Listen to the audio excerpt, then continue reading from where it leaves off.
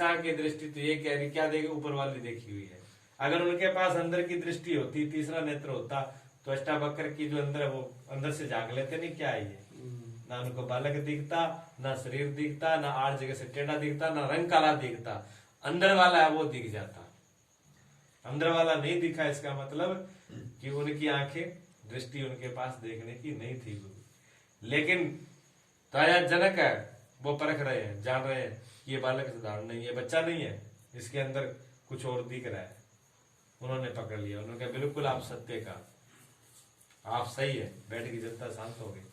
सबसे पहले उन्होंने सातराज किससे होना था, बंदी से, बंदी से होना था ना, क्योंकि सबसे बड़ा पंडित तो वो था सभा के अंदर, उससे सब हार जाते थे, उनको जल समाधि होती थी। अब सब लोगों ने कहा पिता तो गए जल में, ये बेटा भी जल में जाएगा, क्योंकि बंदी को कोई हरा नहीं पाएगा। जैसे ही अष्टावक्र के बंदी का संवाद हुआ, अष्टावक्र ने बंदी को हरा दिया।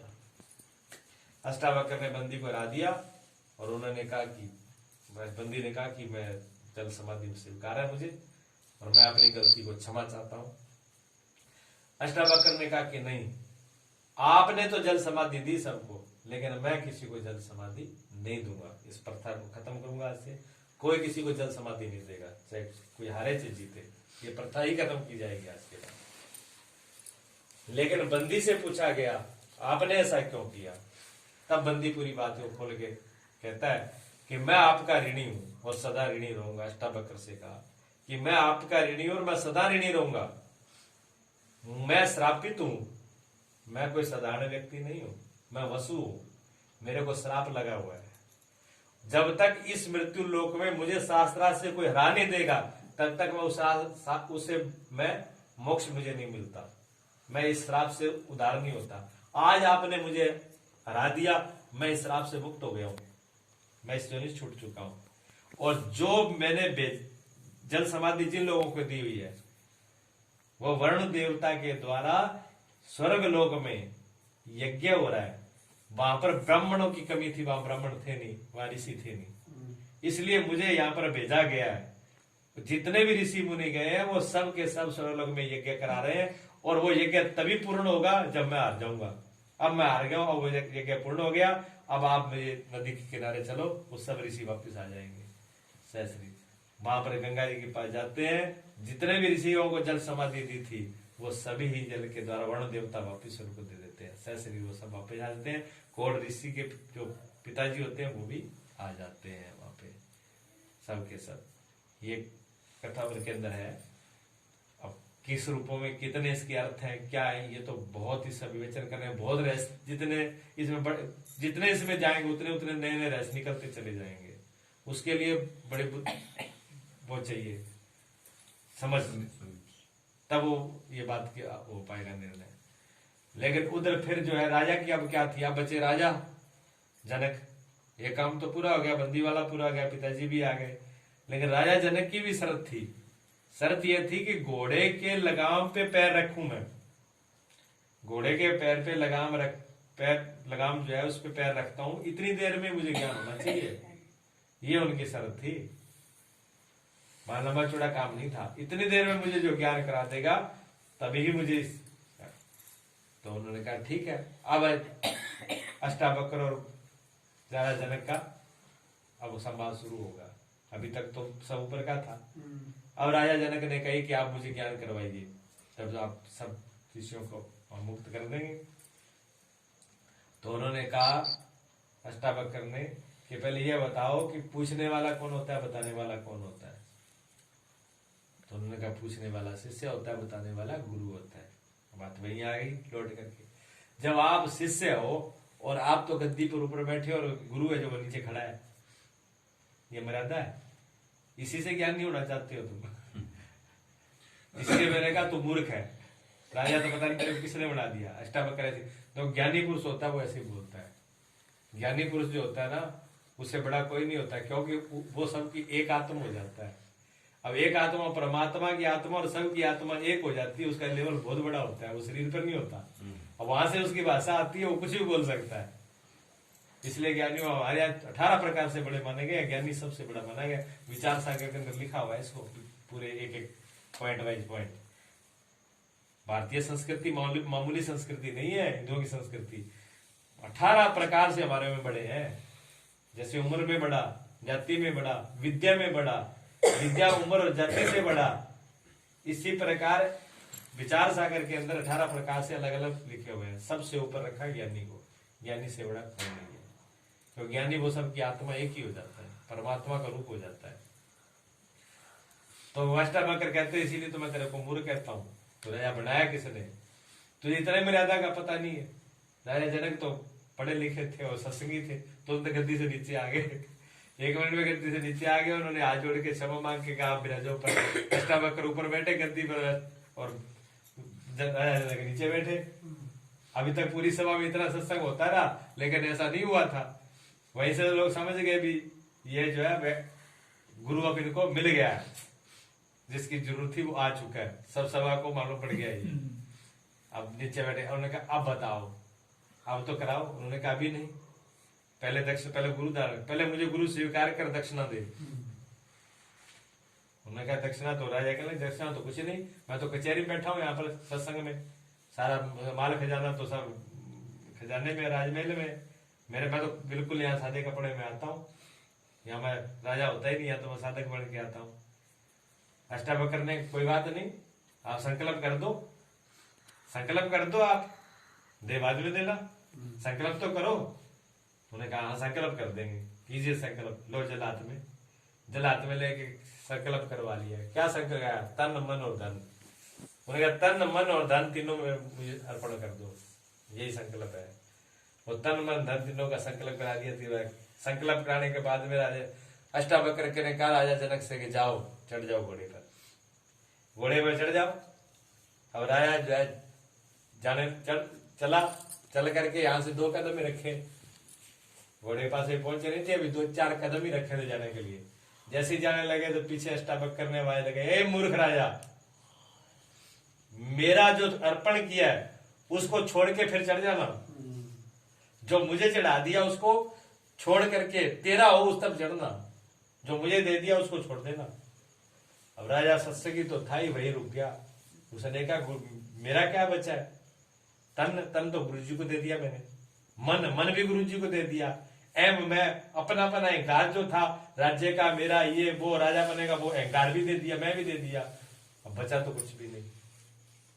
अब तीनों चीज 3 परतें गिर गई, 3 ही शरीर है, स्थूल सूक्ष्म और कारण है, तीनों के तीनों शरीर गिर गए, पीछे चौथा एक रह गया आत्मा। तुरंत दृष्टि, अब सत्संगी थे, ध्यानी थे, वृत्ति वहीं गई सीधी, न शरीर रहा, न मन रहा, न अहंकार रहा, मैं बच गया शुद्ध आत्मा। ऐसे बड़े समाधि लगी राजा की, वहीं पर समाधि लगी खड़ी, तो आत्म साक्षात्कार हो गया। मैं उठ कर लंबे गिर गया, दंडवत प्रणाम किया, हो गया ज्ञान, करा दिया ज्ञान। ये इतनी देर लगी, देखो राजा जनक को और अष्टावक्र का ज्ञान इतनी देर में। अगर शिष्य वास्तव में शिष्य बन जाए कोई, तो इतनी देर में ही ज्ञान हो जाता है आत्मा परमात्मा का। जब तक ये शर्त पूरी नहीं होती तन मन धन की, नहीं होगा। जो लगा पूरी दुनिया में कहीं घूम लो, कैसे भी कहीं भी घूमते रहो, ज्ञान होने वाला नहीं है। और ये भी तन मन कहाँ सही जगह पे हो जाए। अगर किसी ठग के सामने हो गया, ठगा के आ जाओगे, कुछ मिलेगा नहीं। वहां ठगा के आ जाओगे, जो है पल्ले से बोर चढ़ जाओगे। ये कहावत बोलते हैं कि नानक देव जी ने कहा था कि कलयुग के अंदर सभी ठग होंगे। कैसे भी ठग, सारा ठग हो, ठगी इसी को कहते को विश्वास करेगा, ठीक है, जो बिसरेगा वो। तो लोग क्या करते हैं, लोग जाते हैं बड़ी बड़ी भीड़ों में बिसर करके। अच्छा इतनी भीड़ है तो किन की जरूर मिलेगा, ये भीड़ ऐसे तो नहीं होगी, कुछ ना कुछ होगी। उन्होंने क्या, उन्होंने षड्यंत्र तैयार कर रखा है, सारा बमंडर बना करके तैयार कर रखा है, सारी माया का प्रपंच बना के तैयार रखा है। लोग विश्वास करने के लिए वो करता है जो वास्तव में सच्चा होगा। आज तक जितने भी सदगुरु हुए हैं, जितने महापुरुष हुए हैं हकीकत में, उनके पास कोई आडंबर था ही नहीं। बता दे कोई है, कोई बता दे कि अष्टावक्र के पास था, या विवेकानंद जी के पास था, कि स्वामी रामकृष्ण परमहंस के पास था, कि नानक देव जी के पास था, कबीर जी के पास था, गौतम बुद्ध के पास था, कि महावीर, कहीं कोई बता दे किसी के पास नंबर रहा बिल्कुल सादगी में। महावीर जैसे महान पुरुष देख लो, राजा राजकुमार थे, सब कुछ बिना वस्त्रों के ऐसे ही रहते थे, कोई नंबर नहीं, वस्त्र ही नहीं रखे जिन्होंने अपने तन पे। कबीर क्या करते, कितना साधारण जीवन है कबीर जी का। बिल्कुल जो है वो क्या कर रहे हैं, काट रहे हैं, जुलाया काम कर रहे हैं, धागा काट रहे हैं, कपड़े बना रहे हैं। और ऐसे उनको देख के ऐसे लगता ही नहीं था कि ये आदमी गुरु होगा। रोज कपड़े बना रहा है, बुन रहा है, लोगों को फिर जो आ रहा है उनको भोजन करा रहा है, पानी पिला रहे हैं, कर रहे हैं, बिल्कुल सीधे साधारण। उनको देख कर यकीन होता ही नहीं भी ये गुरु है। रविदास जी को, रविदास जी को कोई गुरु मानेगा? एक नीम के पेड़ के नीचे बैठे जुत्ती गांठ रहे हैं। और मीरा जैसी देख लो, राजगिराने की इतनी बड़ी, उन्होंने गुरु धारण किया उनको। बड़े बड़े मुसलमान राजा रविदास जी को गुरु धारण कर रहे हैं। जिनके पास थोड़ा सा भी भक्ति, थोड़ा सा भी कुछ था, उन्होंने उनको स्वीकार कर लिया, उनको दिख गया कि गुरु है। लेकिन हम लोग किसको देखते हैं? आडंबर को। क्यों? हम खुद उसमें गलत में जी, हमारी भावना खुद गलत है ना। हम जाते हैं भी हाँ गुरु से तो सब कुछ मिल जाएगा, पैसा मिल जाएगा, धन मिल जाएगा, ये हो जाएगा, वो हो जाएगा, और जाते हैं वो पल्ले वाला वो चढ़ा के आ जाते हैं, वो होता है वो और चला जाता है। क्यों? कम ठगो, आप तो ठगी कम हो, आप तो गुरु को ठगने के लिए जाते हो, लेकिन वो आपका गुरु होता है, वो ठग लेता है। वो गुरु इस बात गई है वो कहता मैं गुरु में क्या ठगी जाऊंगा, जो हाँ वो ठगा जाएगा ना, वो बचेगा कैसे तो वहां पर संवाद होता है थोड़ा सा जो है। ये अष्टावक्र गीता है, उसमें एक संवाद और बता दूं आपको, वो जुड़ा हुआ है स्वामी विवेकानंद जी के साथ और रामकृष्ण के साथ। यही प्रसंग इसका, अष्टावक्र जो गीता है ये महागीता है, इसका प्रसंग विवेकानंद और स्वामी रामकृष्ण परमहंस से भी जुड़ा हुआ है। जब पहली बार विवेकानंद जी स्वामी रामकृष्ण परमहंस के पास जाते हैं तो बहुत विवेकानंद जी बहुत बुद्धिमान होते हैं, बहुत तरक्शील होते हैं, बहुत पढ़े लिखे। उनके पिता बड़े एडवोकेट थे कलकत्ता के, और इन्होंने भी वकालत करी थी स्वामी विवेकानंद जी ने। तो वो स्वामी रामकृष्ण समझ गए थे उनको, तो जैसे वो पास में गए तो उन्होंने और चर्चा नहीं करी। स्वामी रामकृष्ण परमहंस क्या कहते हैं विवेकानंद से कि बेटा मुझे कम दिखाई दे रहा है, मुझे सूझता कम है, ये पुस्तक पढ़ के थोड़ी देर सुना। वो अष्टावक्र गीता थी, अष्टावक्र गीता थी, वो आगे कर दी उन्होंने विवेकानंद जी के कि मुझे पढ़ के सुना। अब वो पढ़ के सुना रहे हैं, अब उसमें तो बहुत पूरा ज्ञान ही भरा हुआ था उनमें। जैसे जैसे पढ़ने लगे, अब विवेकानंद जी की तो हालत खराब होने लगी, वो तो घबराने लगे। उन्होंने कहा ये क्या हुआ? उन्होंने कहा नहीं बहुत बढ़िया, बहुत अच्छा पढ़ रहे हो, पढ़। उसको वो पढ़ते पढ़ते विवेकानंद जी का दिमाग बदल गया, ऐसी वो उनमें था। सबसे पहले विवेक जो अष्टावक्र का जो शुरुआत ही जहां से होती है गीता की, वो नीचे से नहीं होती, वो आत्मा से ही शुरुआत होती है। पहला प्रश्न क्या है, पहला श्लोक क्या है? कथम ज्ञानम, ज्ञान क्या है? कथम मुक्ति, मुक्ति क्या है? कथम वैराग्य, वैराग्य क्या है? यहां से शुरुआत होता है। अष्टावक्र गीता ऐसी ही शुरुआत होती है। ज्ञान क्या है? भक्ति। वैराग्य क्या है? मुक्ति क्या है? और तीनों प्रश्न संगत में नहीं है, तीनों अलग अलग है। पहले सबसे पहले क्या पूछ रहे हैं? मुक्ति। कथम ज्ञानम, ज्ञान क्या है? फिर कहते हैं मुक्ति क्या है? कथम मुक्ति। फिर लास्ट में कहते हैं वैराग्य क्या है? जबकि शुरुआत कहां से होगी? वैराग से। वैराग बिना ज्ञान नहीं होगा, बिना ज्ञान की मुक्ति नहीं होगी। लेकिन उल्टा प्रश्न किया है। तो शिष्य ऐसे ही बोलता है, शिष्य को पता नहीं होता कैसे, लेकिन गुरु समझ लेता है। जैसे छोटा बच्चा होता है ना, वो तुतलाता है तो पूरी बात दूसरा कोई नहीं समझता, लेकिन माँ समझ लेती है क्या मांग रहा है।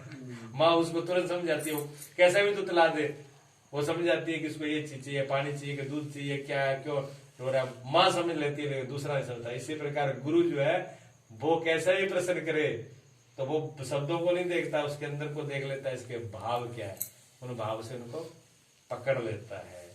तो उसमें एक हमारे एक संत हुए महापुरुष, मैं आपको संस्कृत में नहीं सुना रहा हूँ, हिंदी में थोड़ा सा अनुवाद है अष्टावक्र का पहले श्लोकों का। एक भोले बाबा करके हमारे संत हुए, बहुत अच्छे संत हुए, उन्होंने थोड़ा सा हिंदी में अनुवाद किया है इसी अष्टावक्र गीता का, वो मैं आपको थोड़ा सा सुनाता हूँ, ठीक है ना। फिर आपको थोड़ा सा मालूम पड़ेगा अष्टावक्र क्या ज्ञान हुआ था, क्या चर्चा हुई थी।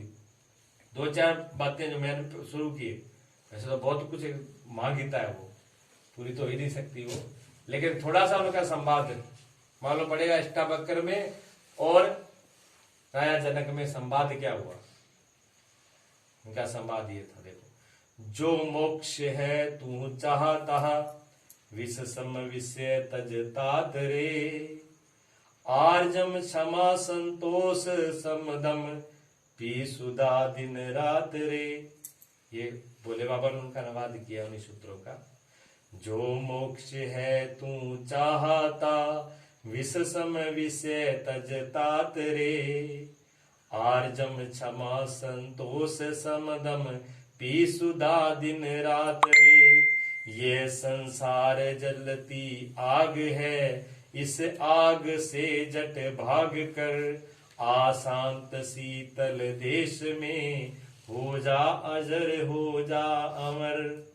जो मोक्ष है तू चाहता विष सम विषय तज तात रे। अगर वास्तव में ही तुम मोक्ष चाहते हो, वास्तव में ही अगर मोक्ष के पास हो, वास्तव में हृदय में आप में प्यास है मोक्ष की, ये सारे बंधनों से छूटना चाहता। मोक्ष का मतलब मोह से छूट जाए। अर्जुन को क्या हुआ था? मोह। अर्जुन भी मोह से फंसा हुआ था।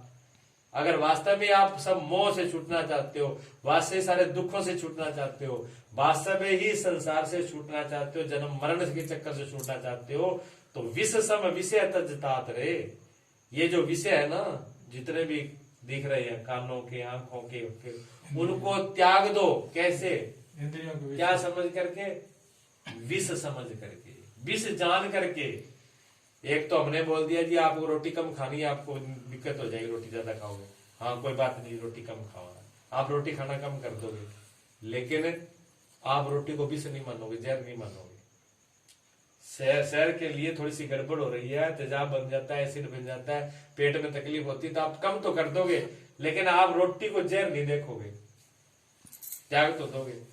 हमने कह दिया कि टीवी नहीं देखना, ये आपको नुकसान करती है, आप छोड़ तो दोगे, लेकिन उसको जहर नहीं, ये नहीं समझो मैं टीवी देख लूंगा मेरी मौत होगी, ये नहीं देखोगे आप। लेकिन यहाँ पर क्या कह रहे हैं? जितने भी विषय हैं वो विष के समान हो जाए। जैसे रसगुल्ला हमको कितना भी प्रिय है, खीर हमको बहुत ही अच्छी लगती है, लेकिन हमको हमारे सामने किसी ने जहर डाल दिया, उसने जहर शीशी नहीं खोली और स्प्रे उसके अंदर डाल दी हमारे सामने, और फिर हमको कह दी ले लो रसगुल्ला खा लो खाएंगे फिर। अब वो रसगुल्ला दिख रहा है कि जहर दिख रहा है? जहर दिख रहा है। ऐसे जब दिखने लग जाए हर विषय, जो भी आंखों के देखने वाले रस हैं, जो कानों से सुनने वाले हैं, जो भोग भी जितने भी पांचों इंद्रियों के हैं, वो हमको बिल्कुल ऐसे ही दिखने लगे भी इसको खाया नहीं और मरे नहीं, तब समझो इस रास्ते में, वो इस रास्ते का चलने का अधिकारी है। फिर क्या कहा? इनको त्याग कर क्या बोला? आर्जम, क्षमा। आर्जम कहते हैं सरलता को, सरलता। और क्षमा, क्षमा मेरे किसी को कोई चीज का क्षमा कर देना, अपराध को क्षमा भाव। संतोष, जितना उसमें संतोष हो जाए, जो कुछ मिला है बस भगवान ने बोल दिया, हर चीज में संतोष हो, हर प्रकार से संतोष हो। सम और दम, जिसने अपने आप को सम कर रखा है, समता में जी रहा है और इंद्रियों को वश में कर रखा है, पी सुधा दे रहा है। सुधा कहते हैं अमृत को। अमृत क्या चीज बता दीजिए? अमृत है सरलता, अमृत है क्षमा, अमृत है संतोष, अमृत है सम, अमृत है दम। जो ये नियम, ये क्या है? ये अमृत है। इनको जो पीना सीख गया, जो सरल होना सीख गया, सरलता जिसमें आ गई, वाह, उसका जीवन धन्य हो गया, अमृत पी लिया उसने। जिसके अंदर संतोष आ गया वो तो अमृत। जिसे जो क्षमा करना जान गया, क्षमा वाला महान होता है, क्षमा वाला तुरंत शांत हो जाता है, क्षमा वाले को ज्यादा पीड़ा नहीं हो सकती। जो आदमी क्षमा नहीं कर पाता वो अपने आप ही अपने आप को दुखी करता रहता है, जलाता रहता है। इनके ऊपर भी है ना, सरलता का विरोधी क्या है? कठोरता। तो किसके लिए? अपने लिए है। और क्षमा का विरोधी क्या है? क्रोध। वो क्रोध में रहेगा, क्षमा नहीं कर पाएगा, ठीक है ना, वो अपने को जला रहा है। और संतोष का विरोधी क्या है? संतोष का विरोधी है कामनाएं, इच्छाएं, वासनाएं, ये मिल जाए, ये मिल जाए, ये मिल जाए, ये उसके विरोधी है। और समदम का इंद्रियों का वश में न होना। हर कहीं इंद्रिय, कहीं आंख जा रही, कहीं कान जा रहे, कहीं मन जा रहा है, कोई भी अपने बस में नहीं है। ऐसा जब हो जाता है तो आदमी भटकने लगता है, शांत नहीं हो पाएगा। अगर ये चीजें जिसके जीवन में आ गई, वो तो फिर हम जीवन बन गया, उसका धन्य हो गया जीवन। जिन जिन भक्तों को भगवान मिले, किनको मिले? उनको जो सरल थे, जो सीधे थे, उनको भगवान मिले हैं। जो जिनमें कुटिलता थी, जाके हृदय, रावण की चौपाई है राम प्रताप जी, कौन सी चौपाई है वो? जिनके दम कपट छल नहीं माया, ताके हृदय बसे रघुराया। जिनके हृदय में छल कपट और दम नहीं है, न नहीं है, उसके हृदय में स्वयं भगवान का वास होता है। ऐसे ऐसे हुए प्रमाण है ऐसे सरलता के। एक जो बकरी चराने वाला था, भेड़ांग चराने वाला, भेड़ें चरा रहा था खेत में, बरानी इलाका था, कोई आसपास में नहीं, और शाम का टाइम था। एक बोकुज नाम के फकीर महात्मा थे, वो वहां से जा रहे थे, तो उन्होंने देखा भेड़ें चल रही है, ये ग्वाला एक पास बैठ के क्या कर रहा है, हाथ जोड़ के बैठा।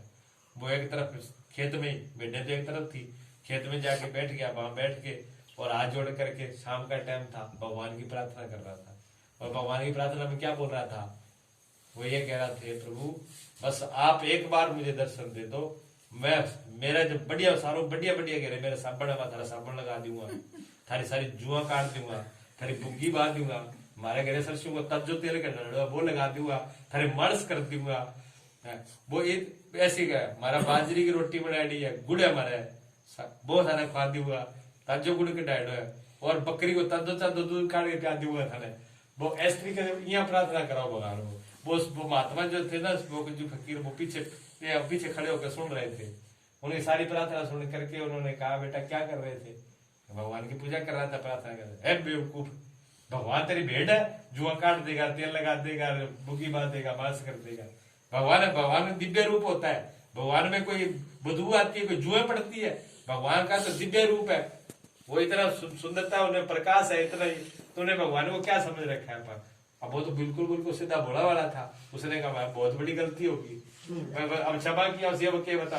उन्होंने कहा ऐसे नहीं, चल मैं तेरे को बताता हूँ, मैं मंत्र पढ़ाए, वेद को मंत्र पढ़ा। अब वो भेड़ा चलाने वाला आदमी को वेद मंत्र क्या जाने वो, अब वो घड़े ही सीखे, लेकिन वो नहीं आए, उसको बहुत मथा बचाई करी, आखिर हार उड़ के एक दो टप्पे आए, उन्होंने कहा तू इतना ही लेता रहे।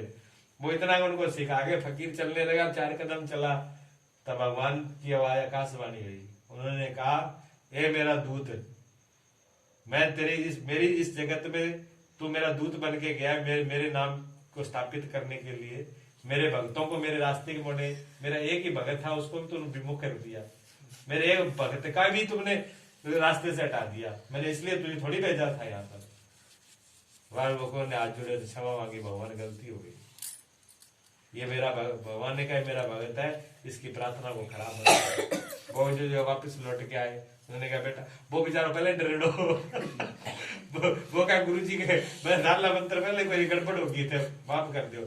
उन्होंने कहा बेटा तू ठीक है, तेरा भगवान ठीक है, जो तू पहला करो नहीं तो पहले छोड़ दे सारा, मेरे वाले ये सब छोड़ दे, तो पहले जो मंत्र पढ़ रहा था ना वही काम करेंगे, वो सही है बिल्कुल बापू जा। ये होती है सरलता, इसको कहते हैं